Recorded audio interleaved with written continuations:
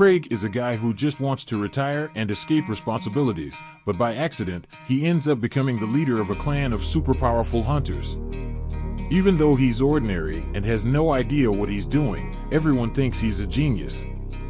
Now, he tries to survive dangerous missions while pretending to be the amazing leader everyone believes him to be. Craig is the revered leader of the world's most powerful clan, the Grieving Soul, and his wisdom and strength have made him a living legend. However, behind this glorious facade hides a man who, at his core, is weak and consumed by a desperate desire to escape his responsibilities. All Craig wants is to abandon this role that drains him, but unfortunately, his fate seems sealed. Today, we see Craig standing in line at a treasure hunter gathering, and it's clear he doesn't want to be there. His weary expression leaves no doubt. The last thing he wants is to participate in this charade. But he's trapped, with no other choice. Treasure hunters are the stars of this world, revered as heroes for risking their lives in vaults filled with riches, facing ghosts and unspeakable threats, all without even the comfort of health insurance. It's a dangerous and thankless occupation. But the promise of fame and fortune entices dozens of hopefuls every year. They flock to join clans like the renowned First Steps, known in the capital as one of the best ever. This clan is a coalition of groups helping each other, bound by survival. And that's why so many people are here today. Unless you're a prodigy like Jin Woo, it's impossible to advance much as a solo hunter. Craig, as usual, tries to blend into the shadows, hoping everything will end quickly. However, his attempt to disappear among the others is interrupted when a soft voice behind him calls out. A young woman asks if he's also there to join a group. Craig, his patience worn thin, resorts to the old tactic of ignoring the speaker, hoping she'll get tired and leave. But before he knows it, she's already standing in front of him, a gentle smile on her face. My name is Ruda, she says, extending her hand in greeting. Craig, with a disinterested nod, murmurs his name, refusing to shake her offered hand. Ruda's smile falters briefly, but she recovers and starts talking nonstop. Ruda, a level 3 hunter, shares that she had been hunting alone until she encountered a vault called the White Wolf's Denver. Unable to face it alone, she's now looking to join a group. At that moment, the man ahead of them turns around and, in a condescending tone, tells Ruda she's crazy for attempting such a dangerous vault while still only a level 3 novice. He laughs, calling her an inexperienced amateur. Ruda, suddenly furious, bites her lip, her eyes blazing with anger. And at that moment, Craig deeply regrets not staying home. The metallic flash of Ruda's knives gleams for an instant, and she's about to strike the man. The air between them becomes thick, the tension unbearable. But before the situation gets out of hand, a guard approaches, reprimanding Ruda. He reminds her that they're not in the dark alleys of London, and if she continues, she'll be banned from the clan meeting. With a heavy sigh, Ruda puts her weapons away and apologizes, visibly frustrated.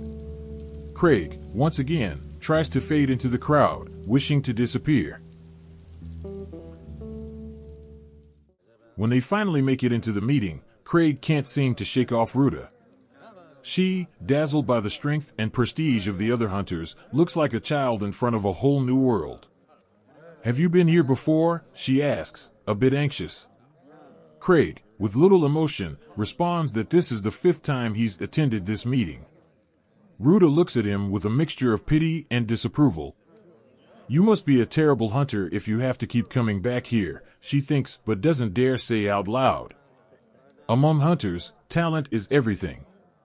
Even the most anonymous can, with determination and skill, rise to the top. As they observe the room, Ruda notices a group on the other side, their opulent outfits standing out from the rest. Who are they? She asks. Craig explains that they are the Ark Brave group, the most powerful one recruiting today. They're a legend, having conquered a level 7 vault with only 6 members. Being recruited by Ark Roden, their leader, is practically a guarantee of success in a hunter's career. Ruda, fascinated, continues to take in everything around her until she notices an empty table in the corner. She barely has time to ask about it before the man from earlier, the one who insulted her, reappears, offering to explain. Reluctantly, Ruta listens as he tells the story of the table, belonging to the group that founded the clan, the Griers, also known as the Grieving Souls. What no one knows, however, is that the legendary Grieving Souls are Craig's childhood friends. Rumors indicated they would be recruiting today, but the absence of the team suggests the rumors were false. At that moment, a young man who came to sign up for the Grieving Souls group realizes they haven't arrived yet. Arrogantly, he becomes furious, claiming he will become the strongest hunter in the world, and no other group is worth his time. Craig watches with a slight smile, finding the scene somewhat comical, while Ruta feels intimidated. The boy, after all, is a higher level than she is. The situation would escalate into a confrontation, but then a girl named Tino intervenes, determined to silence the boy with violence. For her, it's unacceptable that someone inferior dares to dream of joining the Grieving Souls. The tension in the room rises. Tino is ready to strike, and for a moment, it seems the fight will be avoided. However, Craig's provocation lights the fuse, and suddenly everyone in the room is encouraging the confrontation. Tino and the boy prepare to fight, the air boiling with imminent chaos. Craig, sensing things are about to get out of control, asks Ruta to follow him outside. But before they can leave, Tino senses a familiar presence. Her face changes instantly, and she rushes toward Craig. "Master," she exclaims, nervously asking if he saw her slip up. Craig, surprised, steps back as Ark Roden, the legendary leader of Ark Brave, approaches to greet him. Finally, the truth is revealed.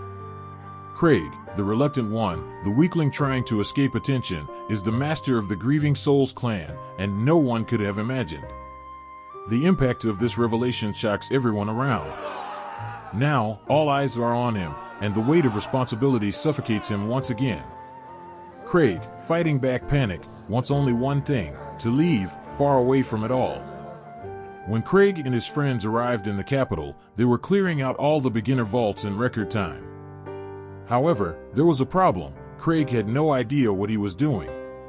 On one of these occasions, he was saved from being devoured by a monster, but his teammates thought he had purposely let his guard down to act as bait.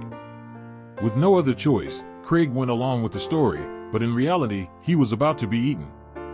They all shared the same dream, to become exceptional hunters.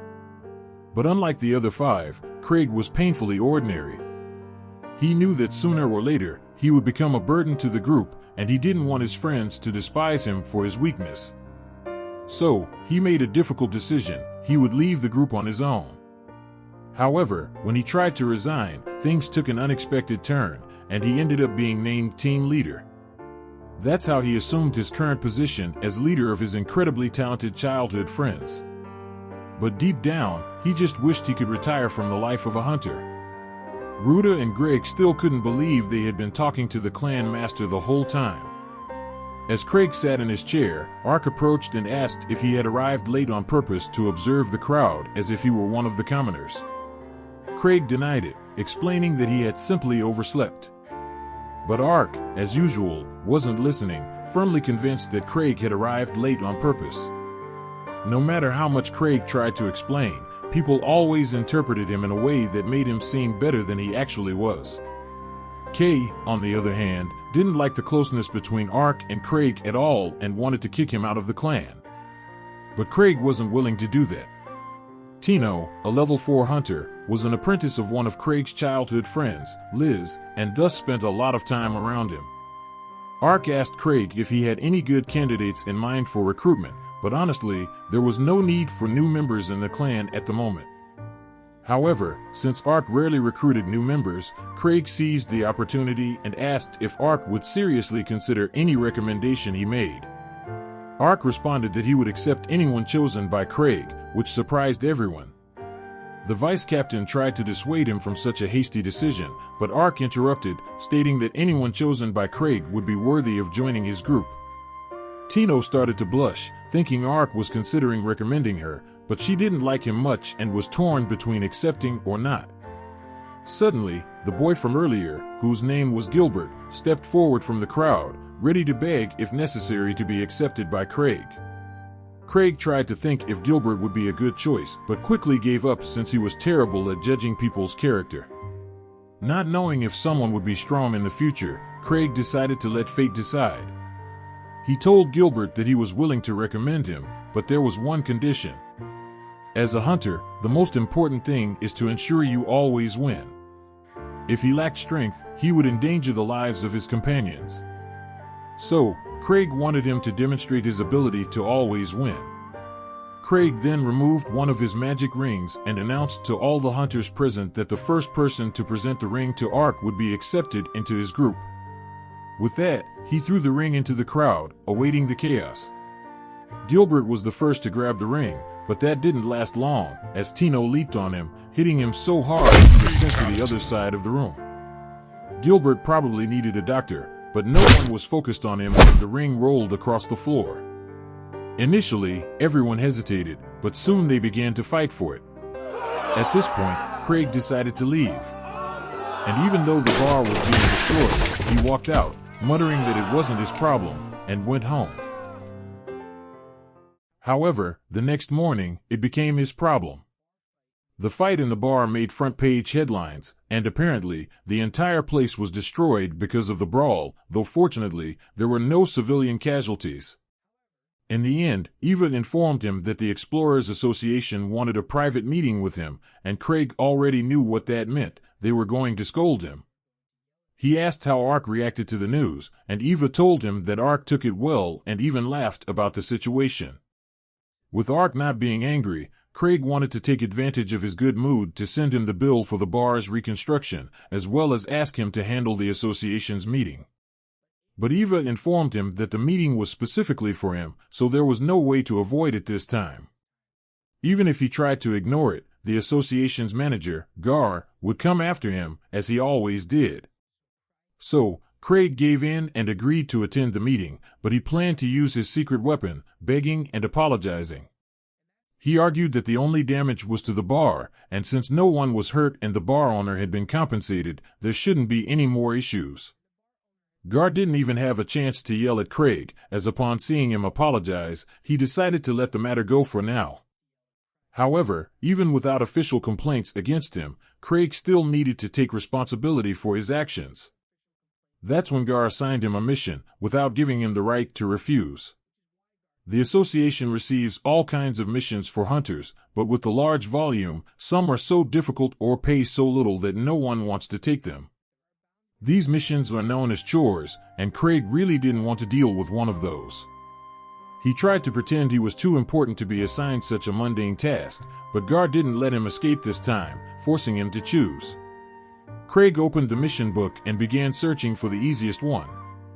Among all those available, the lowest level was 3, so he chose that one. He planned to pass the job to Ark, but when he went to look for him, he was informed by Tino that Ark was in a meeting with some nobles and would be away for a while. With few options left to get rid of the job, Craig noticed that Tino was wearing his ring, meaning she had won the game the day before. Setting that aside, he asked if she was free at the moment. Tino, excited, thought he was going to ask her out, but to her disappointment, Craig said he had a mission for her. She immediately ran off, but even though she was fast, Craig had his methods. He summoned his chain hound, Silver, and ordered it to capture Tino. It didn't take long before she was tied to a chair as Craig explained the mission. Tino felt betrayed, as she had just wanted to go on a date with Craig, but now he was forcing her to take on a terrible mission alone. Craig asked if the problem was that she didn't want to do the mission alone, and Tino responded that she wouldn't mind if Craig went with her. However, that would mean Craig would have to do real work, so he opted to send Tino with a group of hunters he had met the day before. And that's how the first episode ends. It's a new anime of the season, so leave a like, subscribe, and activate the bell for the next part. Until next time.